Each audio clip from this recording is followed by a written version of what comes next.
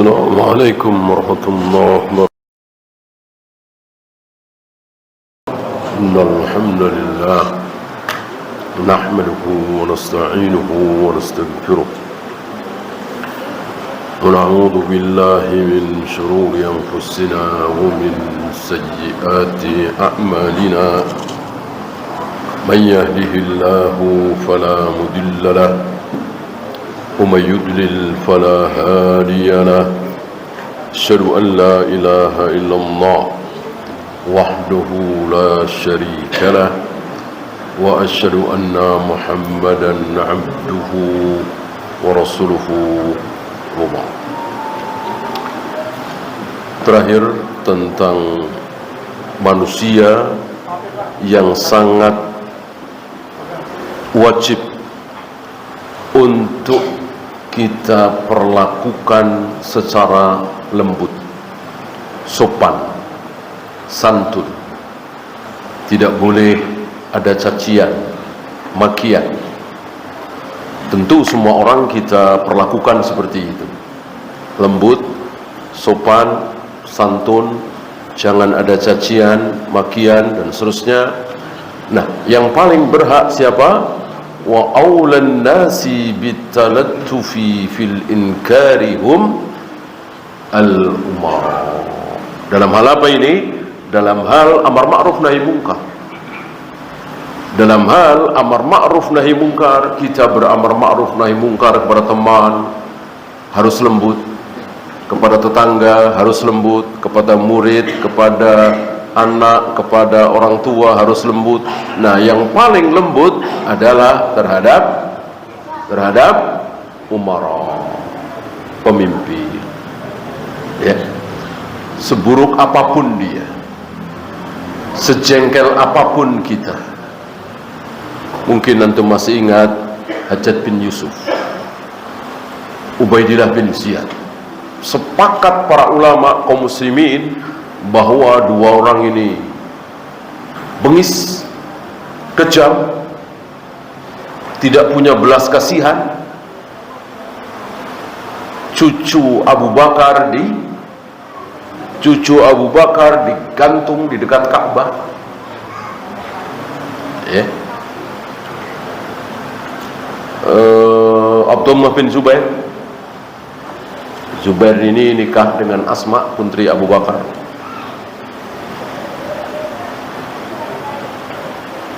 Berarti Abdullah bin Zubair ini cucu Abu Bakar dari Asma. Kemudian Ubaidillah bin Ziyad bukan cucu Abu Bakar lagi, cucu Rasulullah alaihi salatu wassalam, dipenggal lehernya. Tongkat dia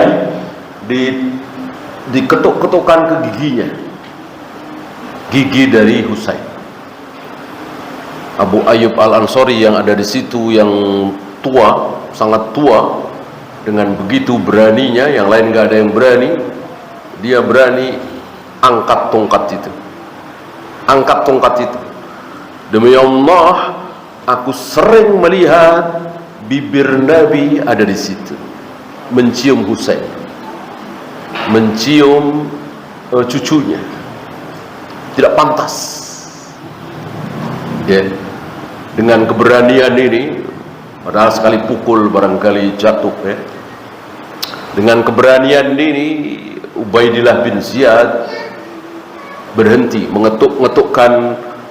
Ini ada di Bukhari, ya. Setidaknya di syarahnya Fathul Bari. Berhenti mengetuk-ngetukkan tongkat itu ke gigi Husain yang sudah terlepas dari badannya. Ya. Apa yang dilakukan oleh kaum muslimin hari itu? Tidak ada. Ya. Bagaimana pembicaraan para ulama di majelis-majelis waktu itu? Gak ada. Mereka sibuk mengisi kajian mereka dengan akidah, manhaj, bagaimana siksa kubur, bagaimana surga, neraka, bagaimana tentang haramnya riba dan seterusnya. Tidak membahas itu. ya, tidak menggunjing, menggibah keburukan penguasa dia. Dan sunahnya seperti itu. Berbeda dengan kaum hizbiyin harakiyin yang terkena subhat dari turun ke jalan. Jangan diam, jangan menjadi apa istilah mereka, setan bisu. Kita lawan. Ini sunnahnya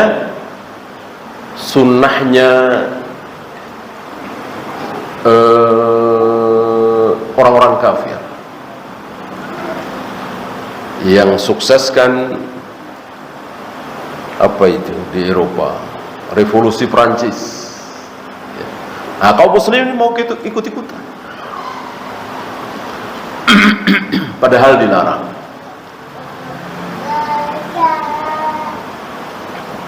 Mungkinkah pemimpin kita yang buruk ini di Indonesia, di Malaysia, di Mesir, di Yaman dan seterusnya lebih buruk dari manusia yang memenggal kepala cucu Nabi, cucu Abu Bakar? Insya Allah tidak. Ya.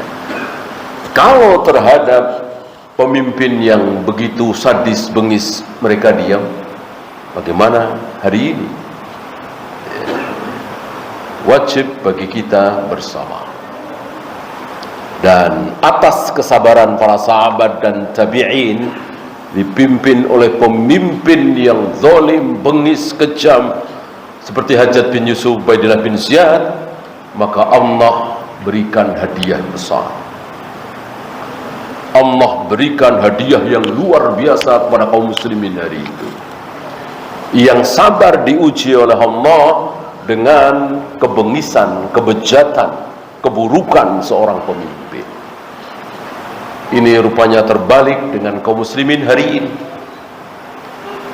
Diuji dengan keburukan Husni Mubarak, enggak sabar, gulingkan. Diuji dengan keburukan Muammar Gaddafi, enggak sabar, bunuh. Sukses kan mereka membunuh Muammar Gaddafi. Ya, barangkali antum dengar akhir-akhir ini atau beberapa tahun ini betapa mereka menyesal, betapa mereka sedih.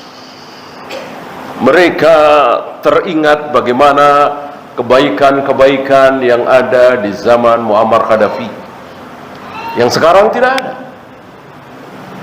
Saling berebut kekuasaan, korup, begini, begitu, jauh lebih buruk. Nah, termasuk di negeri kita. Walillahilham, di negeri kita tidak sampai pertumpahan darah, cuman beliau lengser, ya. Tidak sampai dibunuh. Nah, inilah sunnah yang ditinggalkan oleh kaum muslimin. Diam, sabar, memohon kepada Allah ketika dipimpin oleh pemimpin yang zalim. Nah, disitulah talbis iblis ditiupkan di hati.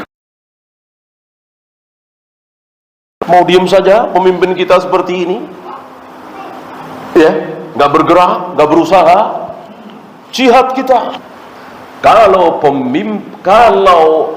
pemimpin muslim yang buruk, boleh kita gulingkan, boleh kita caci maki, boleh kita demo, boleh kita jelek-jelekkan di depan umum. Ya. La yanbaghi lil muslim ayyudhilla nafsahu, kata Nabi. Tidak pantas seorang muslim menjelek-jelekkan diri sendiri, menghina diri sendiri. Para sahabat bertanya, bagaimana ada seorang muslim menjelek-jelekkan dirinya sendiri? Dijawab oleh Nabi, iya, ketika mereka menjelek-jelekkan pemimpinnya, mencaci maki pemimpinnya, menggibah pemimpinnya. Ya, Saya kira itu pelajaran terakhir dari bab 8. Kita masuk bab 9, Al-Babut Ta'si'.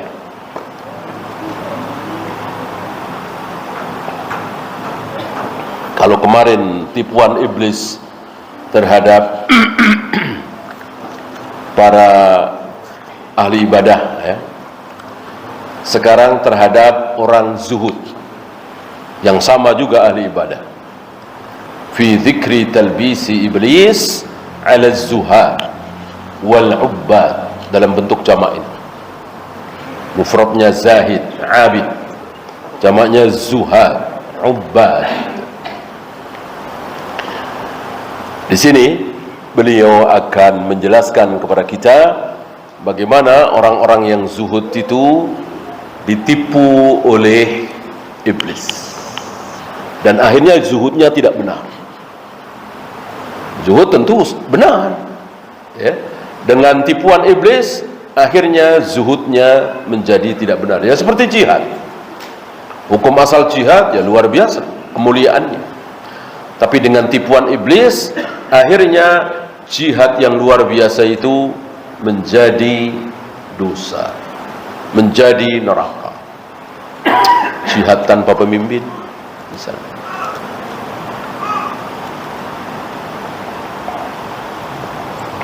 Ya, saya bacakan. Qad yasma'u al-awwamu dhammad dunya fil Qur'anil Majid wal ahadits. Orang-orang awam mendengar bagaimana tercelanya dunia itu. Betul kan? Bangkai kambing, sampah, la'ibun, wala'bun, wa tafaqurun bainakum, senda gurau, permainan, sekedar perlombaan, sandiwara dan seterusnya. Tercelanya dunia. Betul. Betul sekali. Di mana fil Qur'anil Majid wal ahadits, di Al-Qur'an, di hadis. Allah kan yang mencaci maki dunia itu, yang menjelek-jelekkan dunia sebagai fitnah, sebagai bangkai kambing, sampah dan seterusnya. Lewat lisan Nabi sallallahu alaihi wasallam. Betul. Tapi karena dia tanpa ilmu, memahami ini tanpa ilmu, fayara annan najata tarkuha, maka orang-orang awam yang jauh dari ilmu meyakini bahwa jalan keselamatan adalah meninggalkan dunia, meninggalkan dunia sama sekali.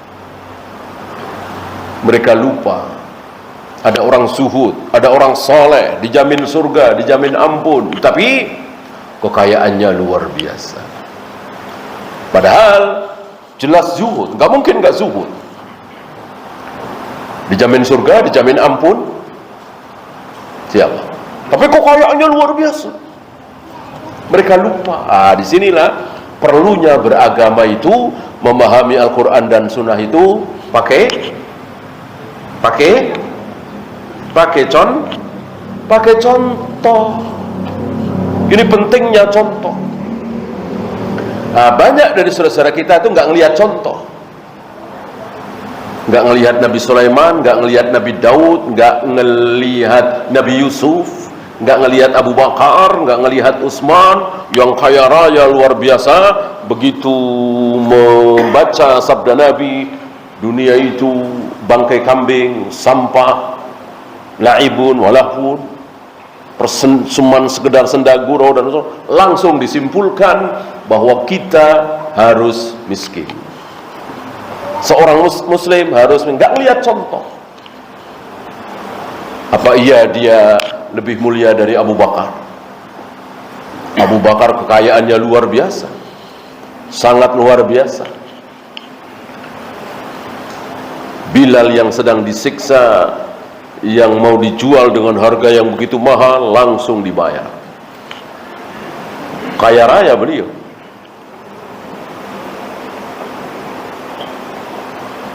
Apalagi Nabi Yusuf, Nabi Daud, Nabi Sulaiman, kekayaannya luar biasa. Apa kita katakan mereka tidak zuhud? Gitu. Nah, sebagian orang-orang tarekat sufiyah ini memahami ayat-ayat, hadis-hadis tentang zuhud tanpa contoh, langsung ngarang sendiri, dicerna sendiri, disimpulkan sendiri, sampai kepada kesimpulan keliru, dunia harus ditinggalkan. Fayara annan najata tarkuha. Keselamatan yang hakiki adalah dengan meninggalkan dunia sejauh-jauhnya, harus miskin. Maka mereka memandang rendah orang yang punya kuda mahal, bagus, berpakaian bagus, dipandang rendah oleh mereka, dikiranya haram. Ya. Padahal Nabi sendiri yang mengatakan bahwa Allah itu indah, Allah suka yang indah-indah, Allah itu jami, yuhibbul jama'. Nabi yang mengatakan.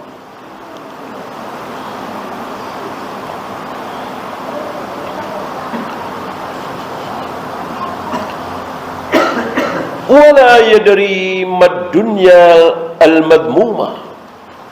Mereka tidak tahu, tidak faham dunia seperti apa yang tercela itu. Sebab kalau semua tercela, ya jelas Nabi Sulaiman tercela, Nabi Daud tercela, Nabi Yusuf tercela, Abu Bakar, Utsman dan lain-lain, Sa'ad bin Abi Waqqas. Tidak sedikit sahabat yang kaya raya, yang miskin pun tidak sedikit. Artinya sunatullah, ada yang kaya, ada yang miskin, gitu ya.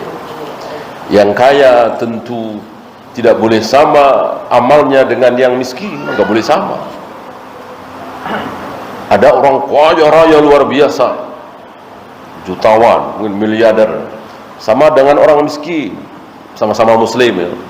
Kok pahalanya sama, dosanya sama? Berarti tidak adil kalau masuk surga bersamaan, karena pahalanya sama, dosanya sama. Nggak mungkin orang kaya pahalanya sama dengan yang miskin.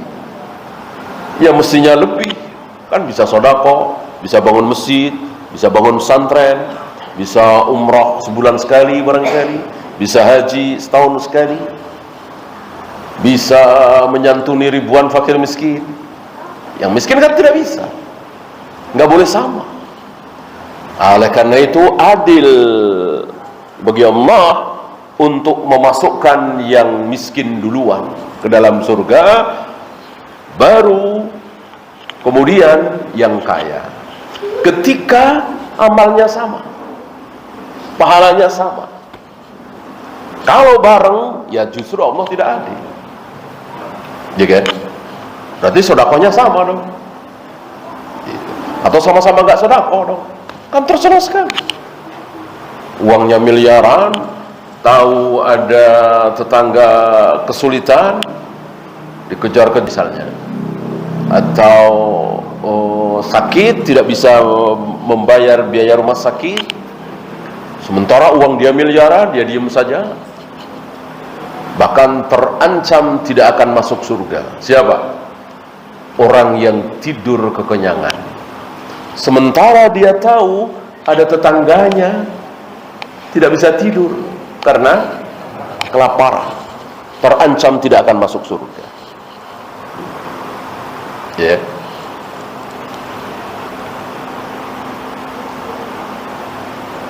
Jadi tercelanya bukan uangnya, bukan emasnya, peraknya, mobil mewahnya dan seterusnya.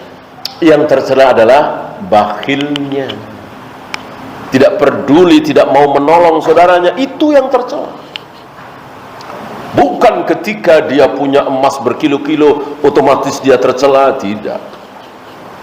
Ketika dia punya uang miliaran otomatis dia tercela, tidak. Nah, disinilah ketidakfahaman sebagian orang-orang bodoh, jahil dari tarekat-tarekat sufi. Maka mereka mengatakan miskin berarti mulia, kaya berarti tercela, apapun yang terjadi. Ya. Bahkan Nabi memohon perlindungan kepada Allah dari dari dua hal. Apa? Kekufuran dan kefakiran. Allahumma inni a'udzu bika minal kufri wal faqri. Ya Allah, aku berlindung kepada Engkau ya Allah dari kekufuran dan kefakiran. Ini yang sahih. Ini yang sahih. Adapun kadal faqru ayyakuna kufran, ini tidak sahih. Bahwa hampir-hampir kekafiran itu mendekatkan seseorang kepada kekafiran, ini tidak sahih dari Nabi sallallahu alaihi wasallam. Yang sahih dari Nabi alaihi salatu wasallam doa tadi, ya Allah, aku berlindung kepada Engkau dari kekufuran dan dari kefakiran. Artinya Nabi sendiri tidak mau fakir. Fakir itu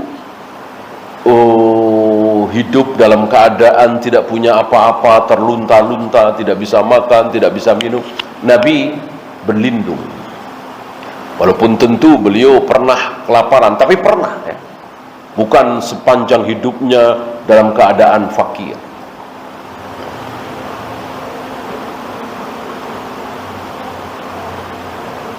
Bahkan insya Allah antum tahu Nabi pernah berkorban 100 ekor unta, itu berapa ratus juta, berapa miliar. Kalau beliau waktu itu tidak kaya raya, ya tidak mungkin. Dan antum tahu setiap kali perang, jihad, dapat ghanimah, rampasan perang, beliau dapat berapa? Fardul humus itu 1/5. Luar biasa kekayaan beliau. Apakah kita katakan beliau tidak zuhud? Lancang mulut kita. Beliau kaya raya, tapi cepat habis. Cepat habis.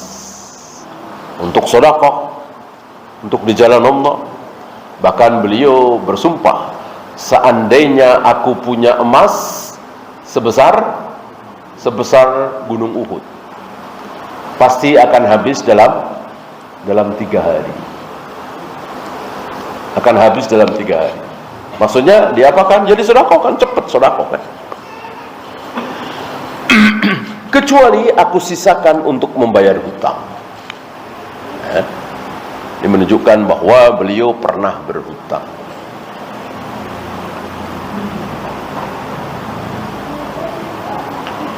Fayulabbisu alaihi iblisu, lalu dia tertipu oleh iblis.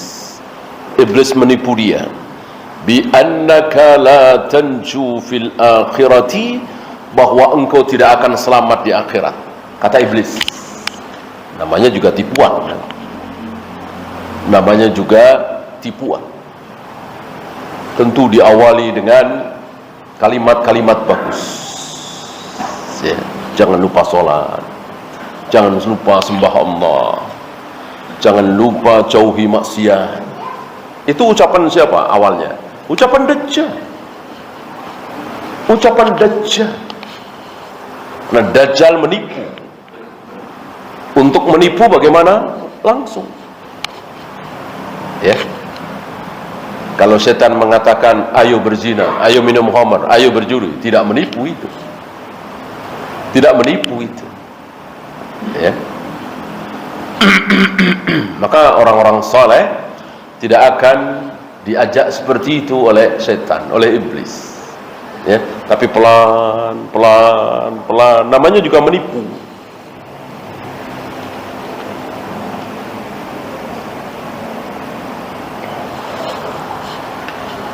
Bi annaka la tanju fil akhirati, engkau tidak akan selamat di akhirat illa bi tarkid dunya, kecuali dengan meninggalkan dunia. Bagaimana? Semua. Pokoknya dunia adalah tercela. Ya. Bahwa dunia itu terlaknat, ada hadisnya enggak? Ad-dunya mal'unah. Ada hadisnya? Ada. Tapi ada perkecualian. Ya, bahwa dunia mal'unah, dunia dan seisinya itu terlaknat. Terus kecuali, kan ada perkecualiannya. Apa perkecualiannya? Illa aliman au muta'alliman au zikrullah wa mawala. Kecuali orang yang berilmu. Orang yang berilmu tidak terkutuk, tidak mal'un, tidak terlaknat. Untuk berilmu harus belajar, kan begitu. Untuk berilmu harus belajar. Belajar butuh bekal, kan begitu.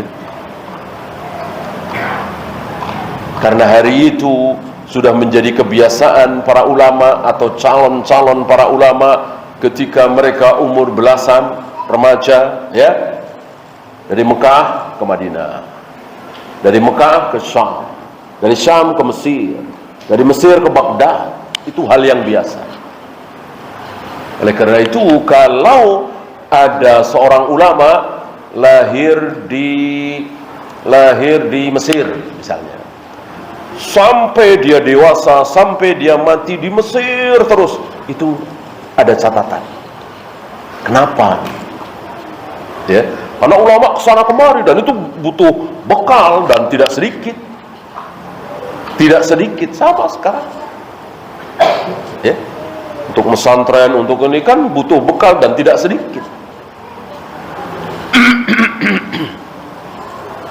Nah, biasanya kalau ada seorang ulama lahir di Madinah misalnya, besar remaja masih di Madinah, sampai dewasa masih di Madinah, sampai ngajar di Madinah, sampai meninggal di Madinah, itu ditandai ada apa? Biasanya ada ibunya. Karena para ulama adalah manusia yang paling faham bagaimana hak ibu. Biasanya ada ibunya. Gitu. Menungguin ibunya sampai usia lanjut. Dia tidak mau dan tidak berani meninggalkan ibunya. Mungkin ibunya juga ingin terus ditemani. Gitu ya.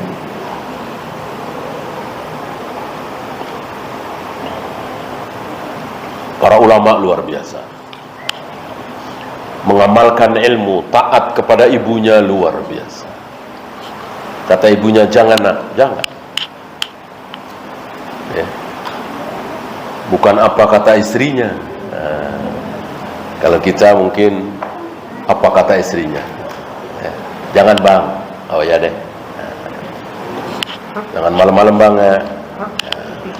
Ya deh. Sami'na wa ata'na. Itu kita. Ya.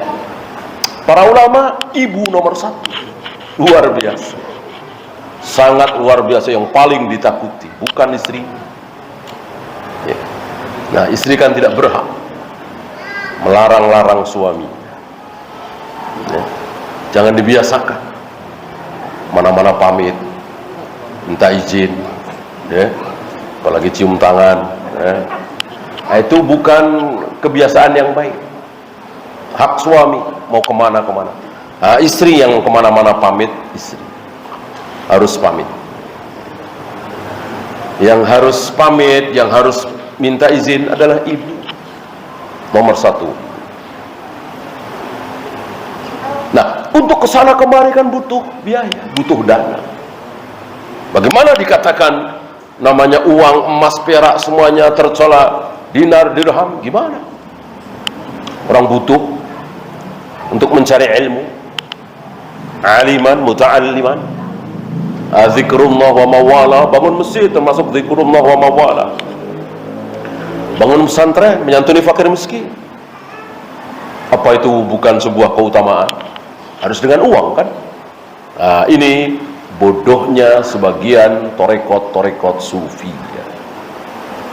Meyakini bahwa mutlak harta dunia itu tercela.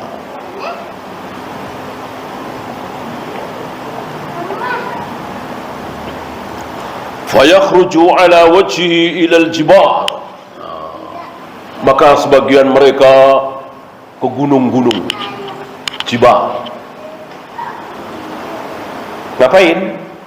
Uzlah, berkhalwat, mengasingkan diri. Mungkin mereka salah faham dengan sabda Nabi alaihi salatu wassalam tentang tempat yang disebut oleh Nabi Mawaqi'ul Qitr, tempat jatuhnya air, yang dimaksud di tengah-tengah hutan, di pegunungan, jauh dari keramaian, jauh dari pasar, jauh dari penduduk. Nanti akan ada harta terbaik adalah kambing yang dikembala di Mawaqi'ul Qitr. Dia makan di situ sendiri. Ya. Mereka salah faham dengan sabda Nabi segala keadaan.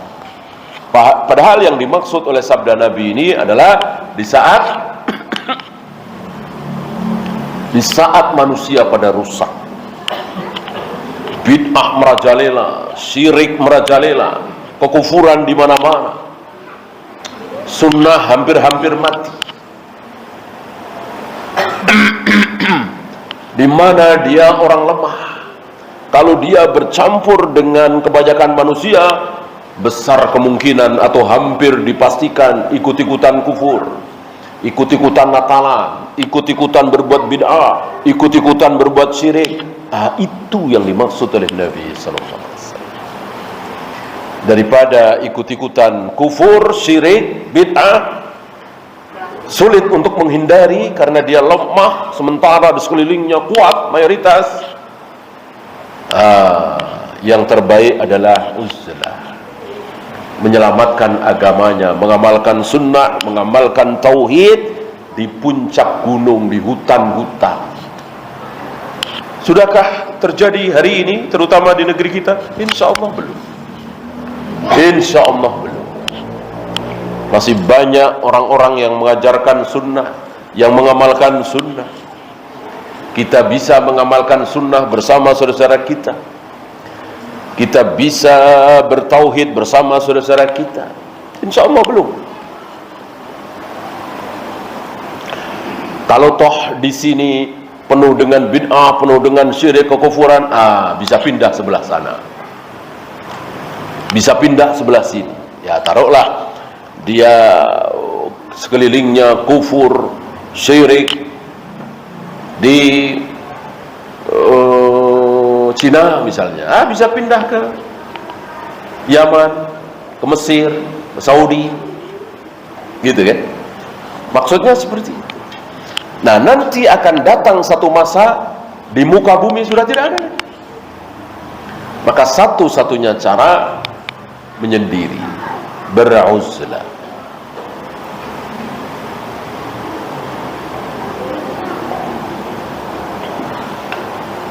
Sebagian orang jahil ini dia ke puncak-puncak gunung, fayab'udu 'anil jumu'ati wal jama'ati wal ilmi. Dengan demikian otomatis dia tidak sholat Jumat, tidak sholat berjamaah, jauh dari ilmu. Orang menyendiri, padahal sholat Jumat wajib, sholat berjamaah wajib. Yang diperintahkan uzlah tadi, nggak ada sholat berjamaah, nggak ada sholat Jumat. Orang rata-rata kafir, mungkin dia doang atau berdua atau bertiga yang muslim, seperti Ashabul Kahfi. Itu betul, Ashabul Kahfi betul. Dan Ashabul Kahfi ini anak-anak muda yang tidak punya kekuatan, tidak punya pengaruh dari para pejabat kerajaan, yang ayah-ayah mereka di kerajaan itu pembesar-pembesar kufur semua, dan sulit bagi anak-anak muda ini, Ashabul Kahfi ini 7 orang kira-kira, untuk mengamalkan tauhid, untuk taat kepada Allah. Maka menjauhlah, berniat mau uzlah. Dan ketika kecapean, ketiduran di sebuah gua, Allah tidurkan selama 300-an tahun lebih.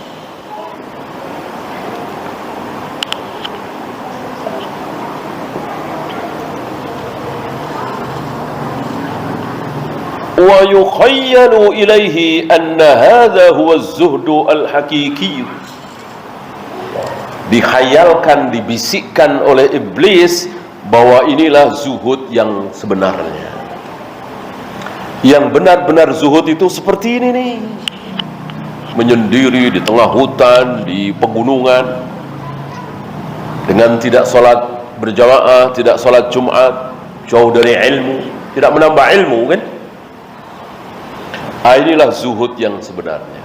Padahal kalau dia tidak beruzlah, kalau dia bercampur dengan umumnya kaum muslimin, dia bisa sholat berjamaah, sholat Jumat, bisa menambah ilmu, ya, seperti hari ini.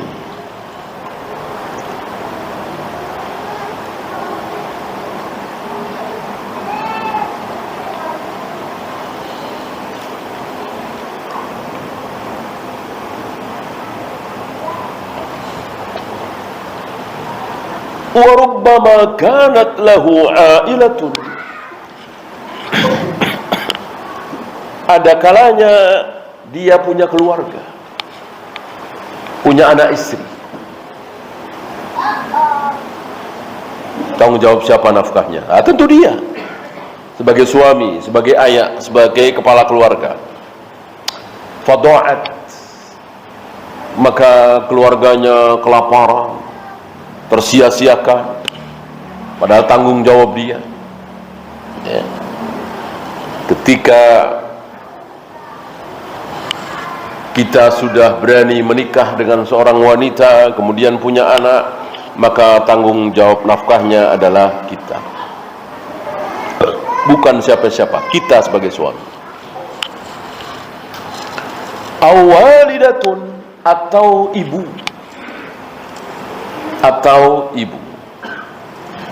fabakat li firaqihi, yang menangis sedih karena ditinggalkan oleh anak laki-lakinya. Membikin ibu bersedih karena ingin kita temani tapi kita menjauh. Ini sebuah kedurhakaan, ya. Maka antum lupakanlah. Karir nih sedang menanjak, bisnis nih, peluang bagus nih, sementara ibunya sedih, antum tinggalkan, lupakan bisnis, ya. Apa hadis yang harus antum ingat dalam kasus ini, ya? Misal antum mendapatkan peluang bisnis besar, untung bisa puluhan bahkan ratusan juta, tapi harus meninggalkan ibu, sementara ibu nggak mau antum tinggalkan, ya. Apa sabda Nabi yang harus antum ingat? Man taraka syai'an lillah awwadahullahu lahu khairan minhu. Barang siapa yang meninggalkan sesuatu karena Allah, dia tinggalkan, antum tinggalkan keuntungan yang ratusan juta karena Allah. Taat kepada ibu kan karena Allah, ya. Taat berbakti kepada ibu itu karena Allah, insya Allah. Berbeda ketika kita sayang dengan anak istri, kadang-kadang itu karena syahwat, ya. Untuk ibu apalagi sudah tua, insya Allah karena Allah, ya. Banyak di antara manusia itu tertipu oleh anak istri, bukan oleh ibu, gitu. Maka kalau dia taat kepada ibunya, insya Allah karena Allah. Nah, barang siapa yang meninggalkan sesuatu ratusan juta karena Allah, maka awwadahullahu lahu khairan minhu. Allah akan ganti yang jauh lebih baik. Pegang ini, Gigit ini dengan gigi geraham. Ya, lupakan yang ratusan juta bahkan miliaran itu. Allah akan ganti yang lebih baik. Kita tunggu dengan taat kepada Allah, dan boleh seperti itu, bahkan harus kan. Buat apa Nabi bersabda seperti itu kalau kita tidak boleh mengincar iming-iming dari Allah dan Rasulnya itu. Kan sebagian saudara kita ada yang, ya kalau berbakti ya berbakti aja, nggak usah ngarep ini itu. Boleh ngarep ini itu, asal itu dari Allah. Ya. Kan bodoh orang yang mengatakan taat-taatan kepada Allah, nggak usah berharap surga. Kalau nggak mau maksiat ya nggak mau maksiat. Takut kepada Allah, nggak usah takut neraka. Ini bodoh sekali. Dan berarti kita tidak taat kepada Allah, karena yang nyuruh kita takut neraka siapa? Allah. Fattaqun nar allati waquduha an-nas wal hijarah. Takutlah kalian terhadap neraka yang bahan bakarnya manusia dan batu.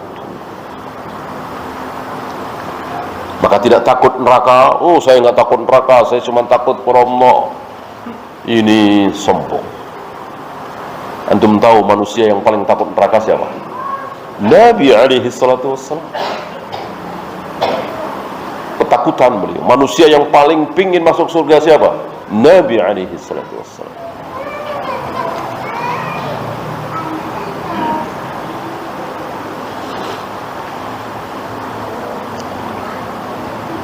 Wa rubbama lam ya'rif arkan as-salah kama yanbaghi. Ada kalanya saking jahilnya dia hanya bermodal zuhud meninggalkan dunia, dia tidak tahu rukun-rukun salat. Ya. Kalau ketinggalan atahiyat awal, kelupaan atahiyat awal, sujud sahwi atau tidak, dia nggak tahu. Ya. Niat sholat itu di mulut apa di hati, dia nggak tahu. Qunut subuh itu bid'ah atau tidak, dia nggak tahu. Kalau lupa sholat, sudah 3 rakaat apa baru 2, sudah 3 rakaat apa baru 2, gimana? Sementara tidak bisa milih, betul-betul nggak bisa milih, sudah 3 apa baru 2, sudah 3 apa baru 2. Dia nggak tahu jawabannya apa. Padahal kan pasti insya Allah dalam hidup kita. Nabi aja pernah salat duhur atau salat asar cuman 2 rakaat. Berarti lupa kan beliau?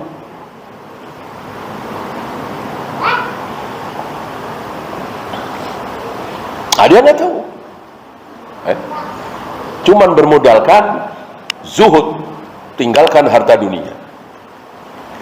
Ini kebodohan sebagian tarekat sufiyah. Wa rubbama kanat alaihi mazalimu lam yakhruj minha. Ada kalanya ada kezaliman di situ. Dengan dia meninggalkan dunia, dia menzalimi. Siapa? Ya, tadi diantaranya anak, istri, ibunya. Dia tidak sadar, dia tidak tahu karena jahil. Wa innama yatamakkanu iblisu min at-talbis ala hadha likillati ilmihi. Iblis bisa menipu kaum muslimin seperti ini salah satunya karena apa? Likillati ilmihi, karena sedikitnya ilmu. Maka para ulama insya Allah tidak tertipu oleh iblis. Mereka tahu, oh ini tipuan, oh ini tipuan. Yang awam gak merasa ditipu, bahkan merasa sedang taat, merasa sedang jihad, padahal dia sedang ditipu oleh iblis.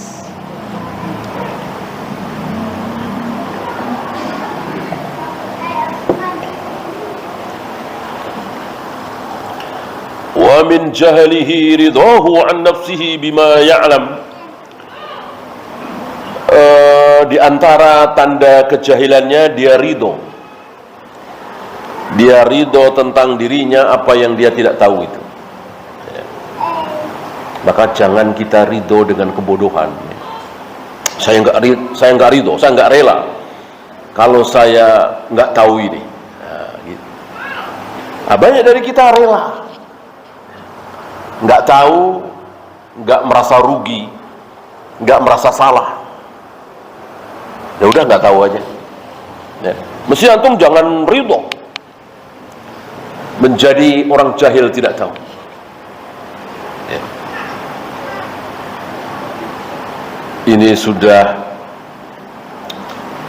Ini sudah melewati mikot, tapi belum pakai pakaian ihram. Ya, boleh apa enggak nih? Wah, saya nggak ridho nih kalau saya sampai nggak tahu. Harus tahu. Gitu. Maka belajar sesuai sunnah. Dengan demikian kita akan sabar. Capek, penat, lelah, lapar, dalam rangka kita supaya tahu. Ya. Masih ingat seorang ulama waktu masih remaja, dia tidak ridho, dia sedih. Tidak sholat tahiyatul masjid disalahin, sholat tahiyatul masjid disalahin karena jahil, dan yang menyalahkan memang betul.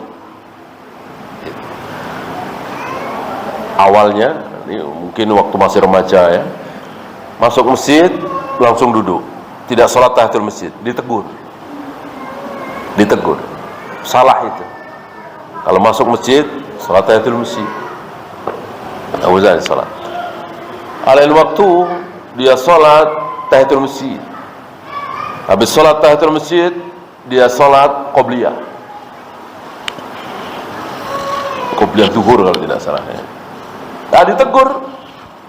Dan ini memang salah kan, sudah sering kita bahas ya.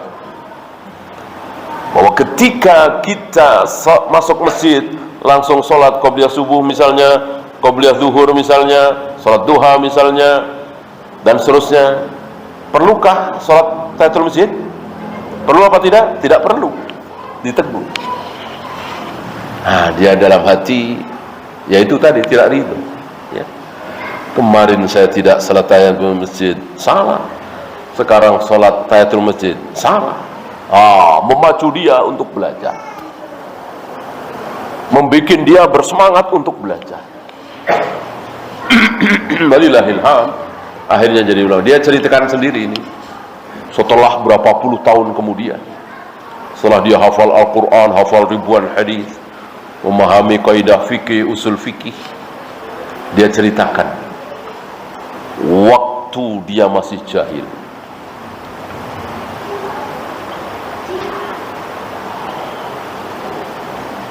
Dan ini banyak sekali, bukan cuma tahiyatul masjid. Ya, sholat itu sendiri, bahkan puasa, bahkan zikir, bahkan baca Al-Quran, bahkan sholat 4 rakaat, salah. Ya, di Mina misalnya, sholat duhur 4 rakaat, sholat asar 4 rakaat, sholat isya 4 rakaat, salah apa betul? Salah. Ya. Rasul dan para sahabat sholat duhur, asar, isya di Mina 2 rakaat. Begitu diteruskan di zaman Abu Bakar, di zaman Umar, ketika melaksanakan haji, ketika bermalam di Mina ya. Kecuali Utsman. Utsman ada pembahasan. Utsman sholat 4 rakaat.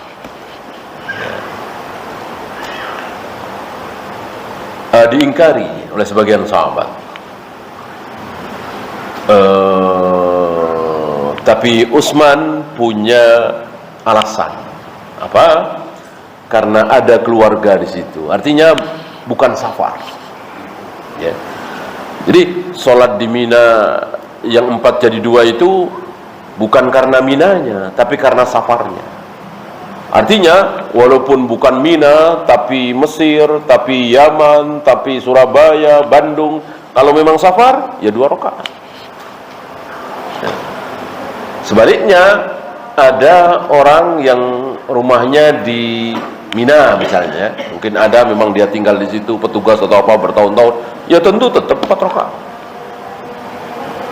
Paham ya? Jadi bukan karena Minanya, tapi karena safarnya. Ya. Masuk? Ya, silakan adzan dulu. Sallallahu ala Muhammadin sallallahu alaihi wasallam. Akhiru da'wana alhamdulillahi rabbil alamin.